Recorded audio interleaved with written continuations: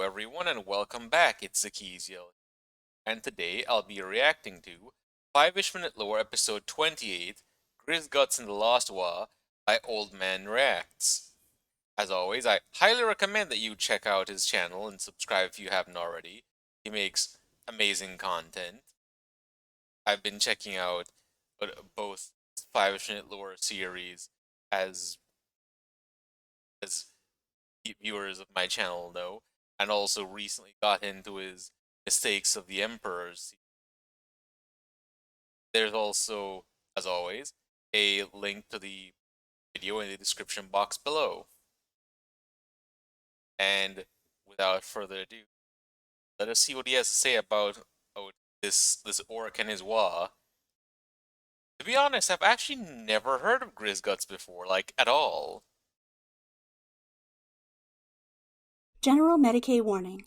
The views expressed in 5-ish Minute Lore, the lore delivered in rants, are sanctioned by their scholar Progenium as excess rageous. Prolonged exposure can result in loss of IQ, high blood pressure, random outbursts, and blunt force trauma to the skull, resulting in unconsciousness. Please consult your local physician for more information. War Boss Grizguts. 40K's own deranged, homicidal Marty McFly.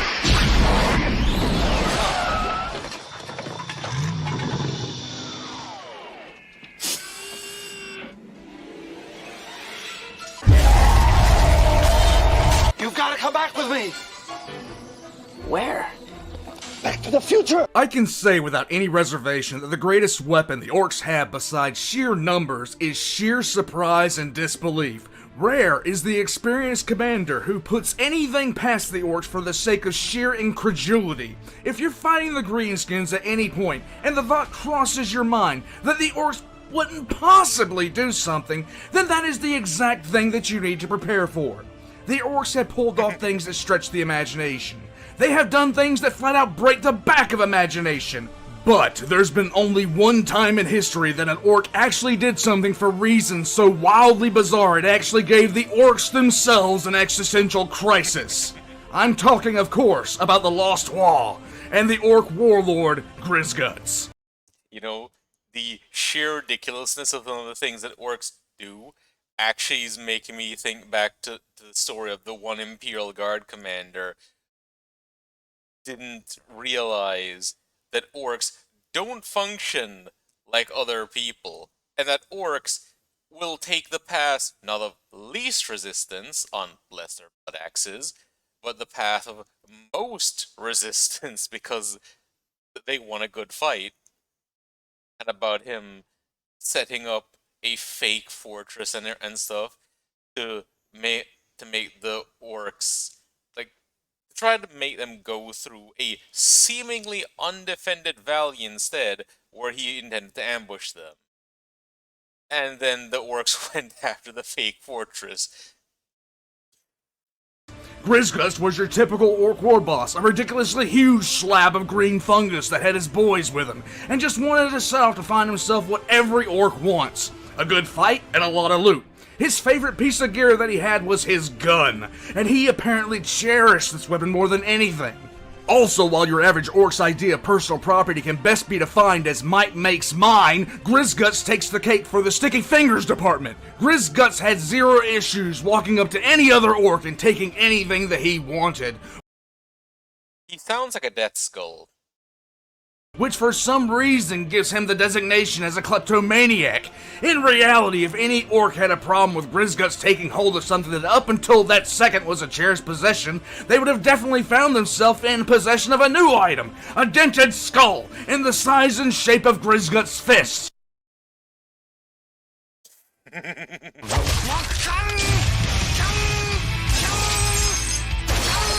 Yep, Grizgutz was your typical war boss in most every regard, with an even higher lack of the concepts of personal ownership than the rest of the fungal species. It's not known how orcs pick where they're going to go to find a fight. Grizgutz himself had his own decision-making process, and he wound up launching his formidable Waagh directly into the Morlock system. As they prepared to exit the warp and brace themselves for a good old fight, the orcs were ready for anything. Warp travel is a funny thing. A good amount of times with a skilled navigator, most Imperial ships will enter their warp and exit their destination safely if nothing goes wrong. Of course, warp storms can cause issues, and there are sometimes the vagaries of the warp will cause the speed that you arrive from point A to point B faster or slower. Sometimes you might get lost. Sometimes you just might stay lost for centuries in real time, only to have just a few minutes pass in the warp. But as long as no general warp insanity happens, you will enter and leave the warp right around where you're expected to, just so long as your Geller fields stay up and your navigator doesn't have a stroke. Yep, this is reminding me of what has happened with some people, like, the case of those Dark Age of Technology humans who ended up getting lost in the warp, and well, they came back out in the 41st millennium, got killed by the Imperium, and then their ship's AI decided to just bugger off because it wanted nothing to do with the Imperium. And if I remember correctly, it also hacked the power armor Space Marines who were boarding it to lock up the motors in it, incapacitate them. Well, orcs don't have navigators. They do have psychers in the form of weird boys, but I'd rather get my toenails clipped by a great white shark on ketamine than rely on a weird boy to do anything approaching sane.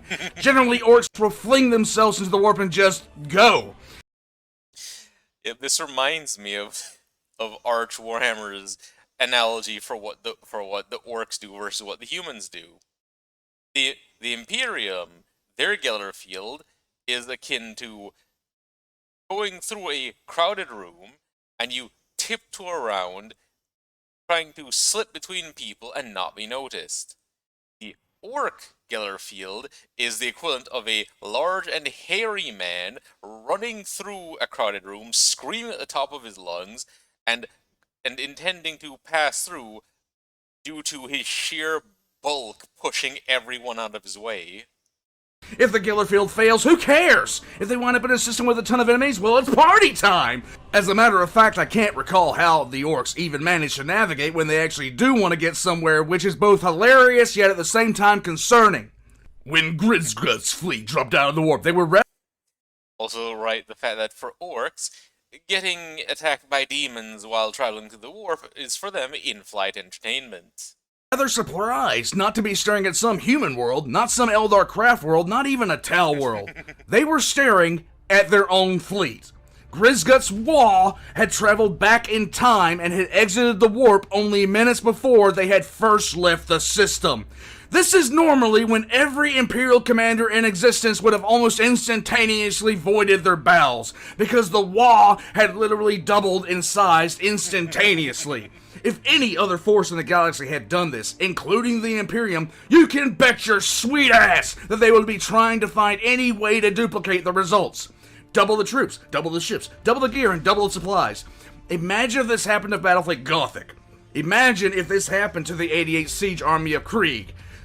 But then remember that this happened to the orcs.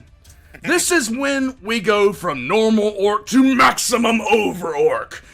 You know, given what he's mentioned about Grizgutz, it's based, taking whatever he wants from other people, and if you don't like it, you can file a complaint with the complaints department, which is his fist. I'm imagining that he probably tried to rob his past self.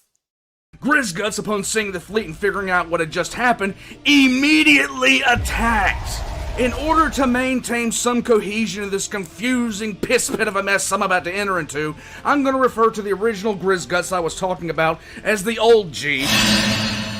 That is a good-looking beard you have there, sir! And the fleet that they jumped into as Young Gs. OGs war engaged Young Gs with zero fucks given about the space-time continuum, and OG immediately went to board Young G's flagship. Most of the other orcs were just trying to figure out exactly who they were shooting at, and if they were shooting at the right orcs or the wrong orcs. In the meantime, Young G and Old G were fighting tooth and nail. The rest of the fighting quickly became a jumbled mess. No one knew who they were fighting or why they were fighting, and eventually no one knew what side they were on. Meanwhile, Old G and Young G continued to battle it out on one of two identical flagships. Blood and fungus bits were everywhere, but ships began to slow, orcs stopped bellowing, and all around the twin fleets, orcs tried to figure out exactly what the hell they were doing. orcs were so confused, the orcs stopped fighting. Let me say it again. The orcs stopped fighting. The unstoppable green tide of the orc Waagh was cresting as the orcs stood slackjaw in pure confusion. The sheer, undeniable power of the what was absolutely destroyed by the power of the what? Meanwhile, on the bridge of Young G's flagship, the identical war bosses continued to brawl before finally Young G fell to the ground dead. Old G reached down to the body of his slightly younger self and grabbed something. Orcs looked at each other and shrugged. Ships turned and began moving off in different directions. Orcs tried to bellow out their war cry, but mid-vocalization they would just stop and scratch their heads, trying to figure out what in the name of Gork and Mork was happening. The Waagh energy that fueled the orc war machine bled away quickly as the Waagh itself drifted into non-existence a ship at a time. And on the bridge of the younger Grizgutz flagship, the surviving older Grizgutz smiled as he lifted up an identical copy of his favorite gun. Because of course he did. Because of course he would. Grizgut's entire Waagh fell apart, even as Grizgutz himself happily set an identical copy of his favorite gun on his mantle. Grizgutz now had a spare of his favorite gun. Grizgutz was a very happy orc.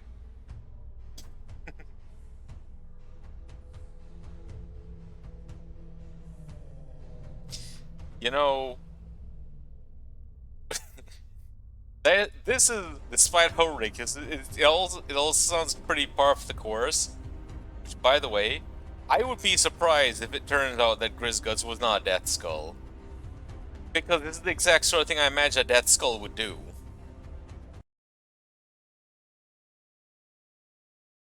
But I hope you guys enjoyed it watching with me. It was definitely a fun time. And if you did enjoy, I'd appreciate a like, comment, and subscribe. It really helps. But for now, I'll be signing off, and I wish you all a wonderful day. Bye.